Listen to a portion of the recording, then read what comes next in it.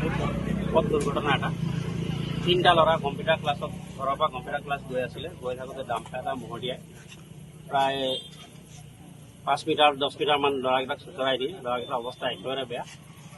Dibrugarh Assam medical কলেজলৈ পঠোৱা হৈছে আৰু আমি প্ৰশাসনক অনুৰোধ কৰোঁ যাতে গাড়ীবিলাকক অকণমান ডাম্পাৰবিলাকক মানে মানুহ চানুহ চালে অকণমান শ্ল'কৈ চলায়, গাড়ী বাইক একোৱেই নামানে, এনেকুৱাকৈ চলায়।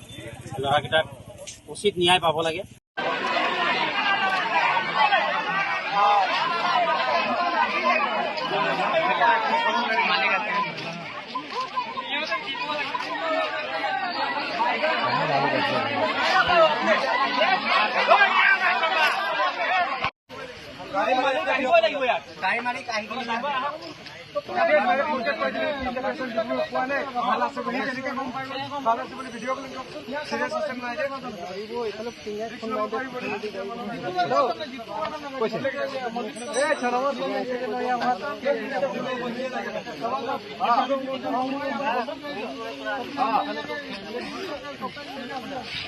ৰাস্তা নহয় আপুনি হ'লে পিছত আৰু চাব আছে সিহঁতৰ বহুত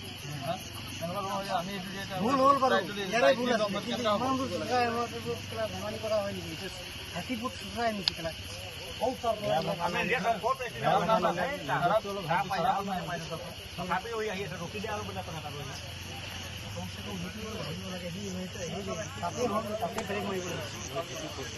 মানুহটোৱে যেনেকুৱা ফাঁচি কৰে।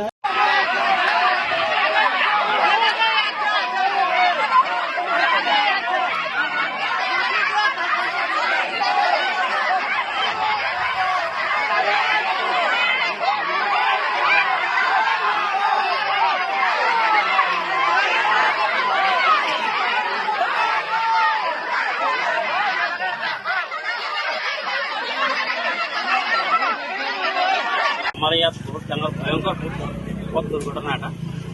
তিনটা ল'ৰা কম্পিউটাৰ ক্লাছত ঘৰৰ পৰা কম্পিউটাৰ ক্লাছ গৈ আছিলে, গৈ থাকোঁতে ডাম্পাৰ এটা মহতিয়াই প্ৰায় 5 মিটাৰ 10 মিটাৰমান ল'ৰাকেইটাক চুচৰাই দিয়ে। ল'ৰাকেইটাৰ অৱস্থা একেবাৰে বেয়া।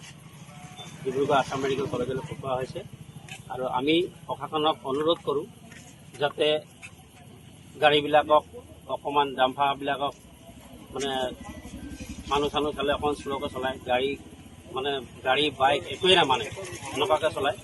ল'ৰাকেইটাক উচিত ন্যায় পাব লাগে।